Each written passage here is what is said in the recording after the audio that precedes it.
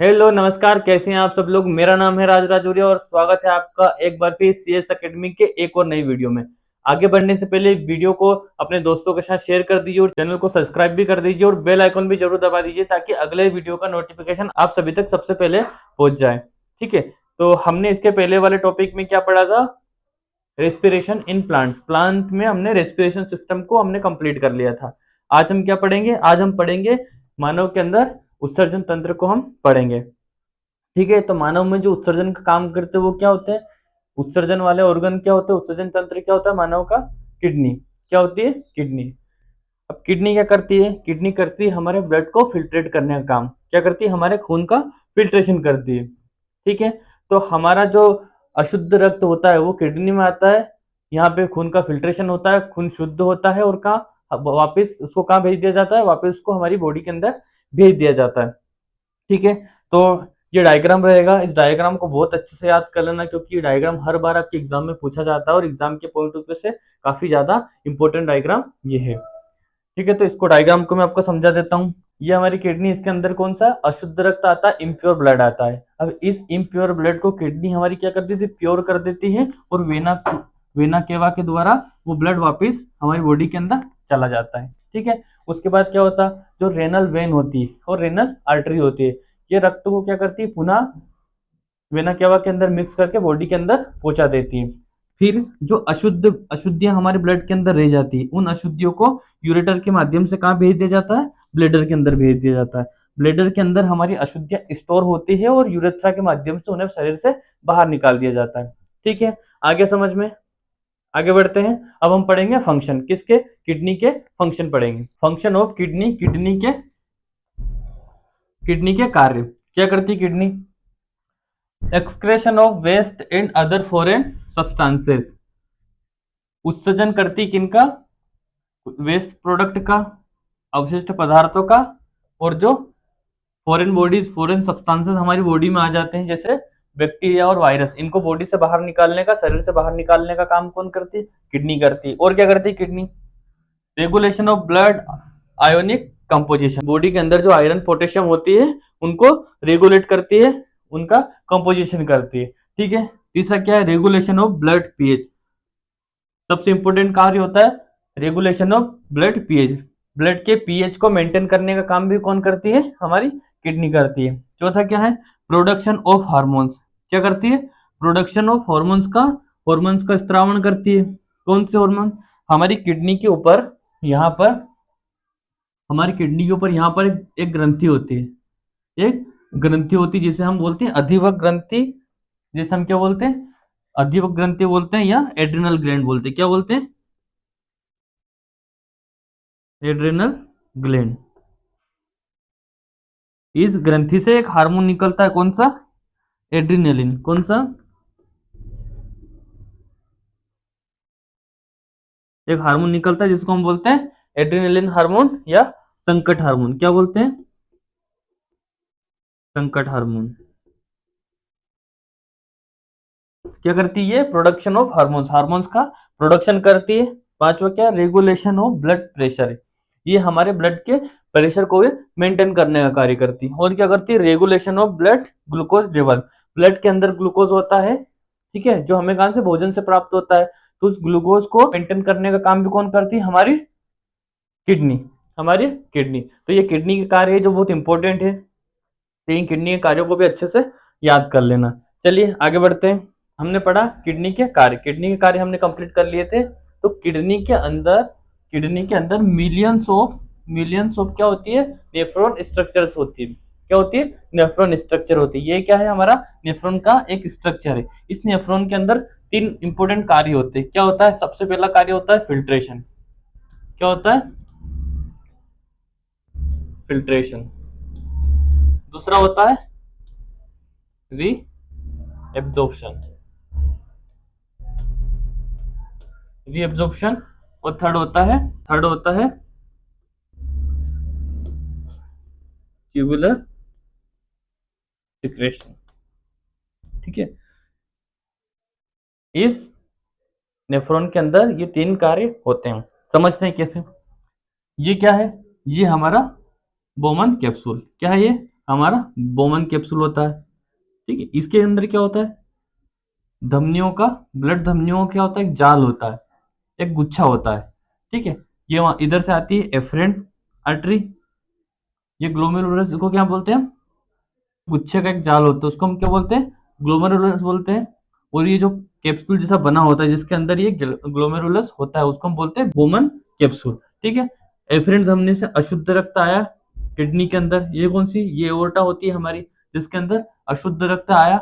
यहाँ पे क्या हो, ग्लोमेरुलस के अंदर क्या होता है, फिल्ट्रेशन होता है। क्या होता है, फिल्ट्रेशन होता है। अब फिल्ट्रेशन जब होता है इसके अंदर, तो बहुत सारी जो ब्लड के साथ अशुद्धियों के साथ जो शुद्धियां भी रहती है, वो भी क्या चली जाती है, वो इसके अंदर चली जाती है, वो इसके अंदर चली जाती है। फिल्ट्रेशन जब होता है तो फिल्ट्रेशन के साथ साथ जो ब्लड के लिए, जो हमारे शरीर के लिए आवश्यक इंपॉर्टेंट तत्व होते हैं, एलिमेंट्स होते हैं, जरूरी चीजें होती हैं, वो भी क्या होती है, वो भी इसके साथ आगे बढ़ जाती है।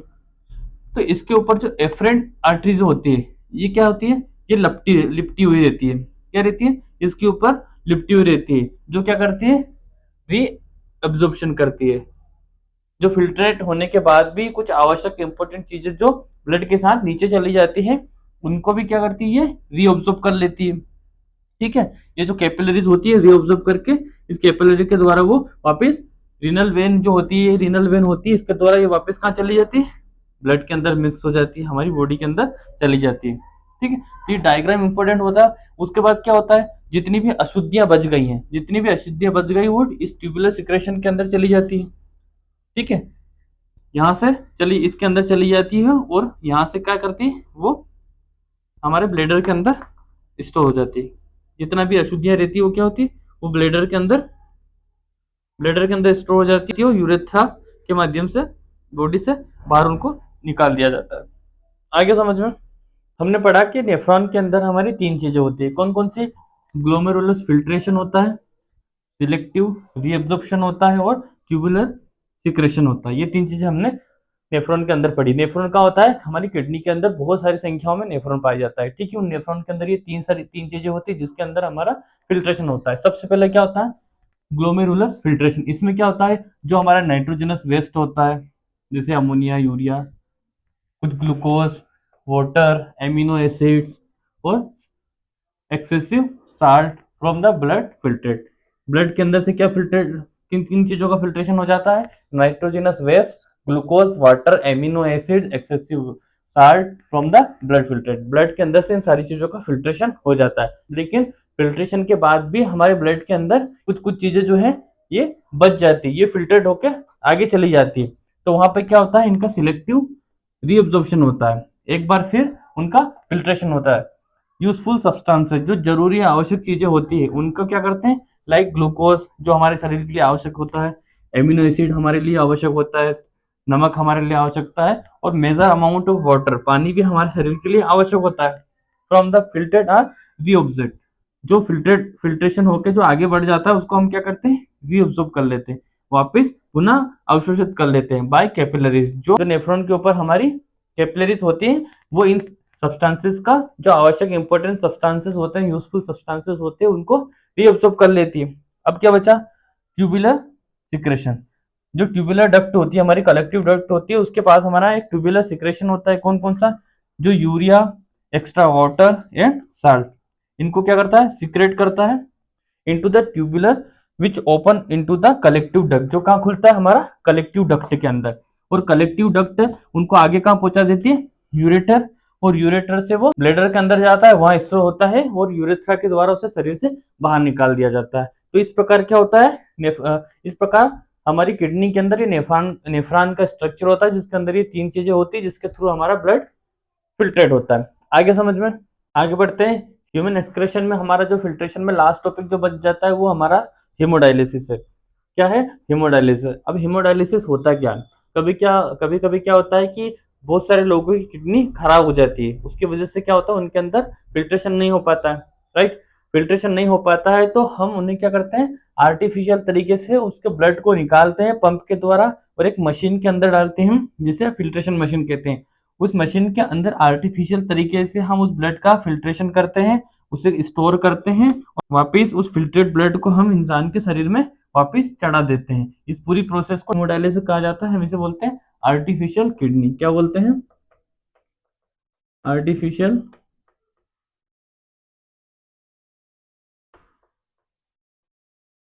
किडनी। क्या बोला जाता है? Artificial kidney. आगे समझ में, क्या करते हैं, जब इंसानों की किडनी खराब हो जाती है तो वो क्या नहीं कर पाती है, ब्लड का फिल्ट्रेशन नहीं कर पाती है। तो ऐसे में हम आर्टिफिशियल तरीके से ब्लड को शरीर से बाहर निकालते हैं, पंप की सहायता से उसे मशीन में डालते हैं, फिल्टर करते हैं और वापस इंसान की बॉडी में उसे चढ़ा देते हैं। वापस उसे बॉडी के अंदर, शरीर के अंदर हम पुनः स्थापित कर देते हैं। अब इस ब्लड को, एक इंपॉर्टेंट चीज जो नोट करने लायक है, नोट कर लेना, इस ब्लड को शरीर से जब बाहर निकालते हैं तो ब्लड क्या होता है, जम सकता है।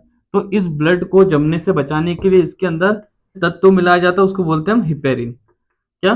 हिपेरिन। ये आपके कॉम्पिटिटिव एग्जाम में ऑब्जेक्टिव में पूछा जा सकता है, इसलिए इसको नोट कर लेना कि ब्लड को जमने से बाहर निकालते समय जमने से बचाने के लिए हम उसमें हिपेरिन मिलाते हैं। हिपेरिन की वजह से ब्लड जमता नहीं है और उसे वापस इंसानों की बॉडी में या शरीर में वापस चढ़ा दिया जाता है।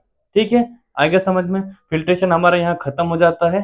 तो जैव प्रक्रम हमारा लाइफ प्रोसेसेस, यहाँ ये चैप्टर हमारा पूरा खत्म हो जाता है। आप लोग कमेंट करके बताइए कि अगला चैप्टर आपको कौन सा पढ़ना है।